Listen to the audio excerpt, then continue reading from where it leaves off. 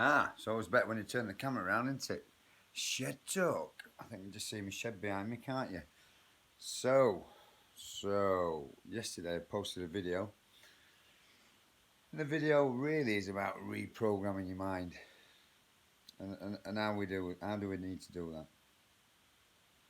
Well, how we do it is getting yourself into a place of what I call least resistance. And what's a place of least resistance? That's a place of where you're not stressed off your nut.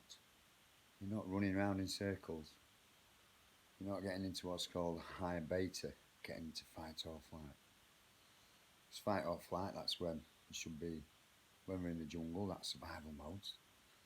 So if we're in survival mode, we're not in that conscious part of ourselves, we're not in our frontal lobes, we're not in the crown jewels of our consciousness, of how we can be rational and deal with conflict, deal with tricky situations.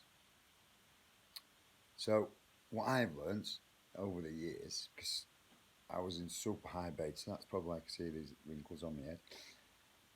I'm coming up 53. I was in super high beta for a lot of years.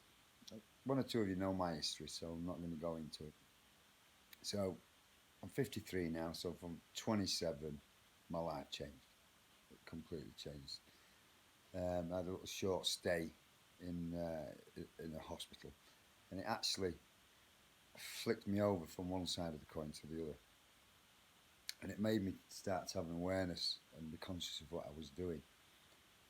I mean, metaphor for that is, if it's the dark and I'm in a dark room and I'm trying to find a door, I'm really conscious and using my senses to feel my way around to get out.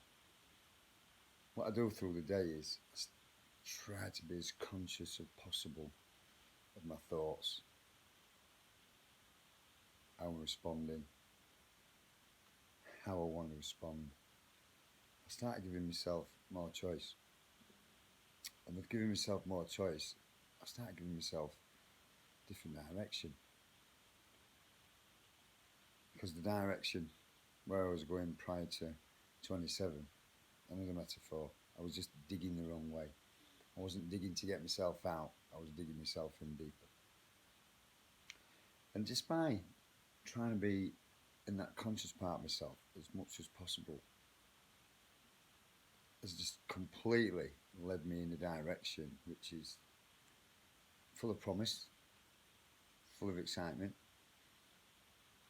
I go to different places, I got involved in sports heavily, met some great people.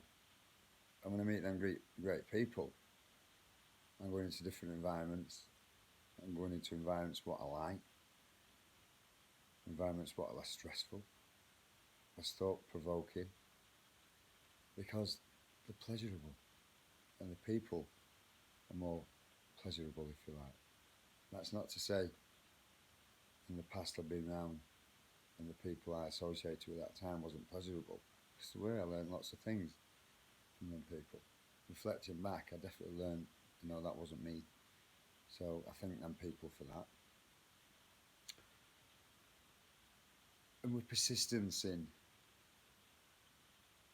reflecting back, but reflecting back to see how far I've come and using my past as a yardstick, it gives me value of where I am now. And again, when I'm focused on that value, I'm conscious, I'm aware, I'm present. Now, yogis and Buddhists do this. They go off in monasteries and practice it all day and every day. You don't have to be a yogi, you don't have to be a Buddhist, but it's okay to be one if you choose to be. You can sit in your own home, you can in your car, at work. The more you practice being present and in that conscious part of yourself, your life, your world will start to change so much. It's unbelievable how it will change, because you start to control the brain instead of the brain controlling you. Again, in my previous videos, I've talked about subconscious, where 95% of the day we're just in that subconscious part of ourselves. We're just running programs. We're not responsible for our programs because we've been programmed, but we are responsible for what we do with our programs. So if you want to change them, get into the place of being more conscious. And they say, and you have to sit and meditate. That's cool. I sit and meditate. But you can sit with this awareness without closing your eyes and being present with people that you love and being present with people that maybe you don't love and be able to handle that situation from a different level, from a different consciousness, if you like. And once you start to do that, you start to respond differently. You start to feel differently.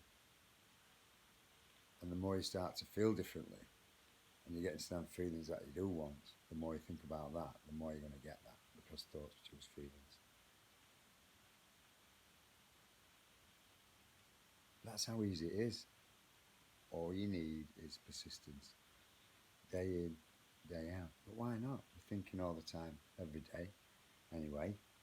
So just be more conscious of how you want to be, how you want to think. And you start to process things differently, and you get different outcomes. And your world will change. Trust me, it will change. But you've got to have action. And the action is try to maintain as much presence as possible instead of just being a responder. I'm talking more about me because I was just a responder. Shed talk. Just thoughts for today. Have a little think about it.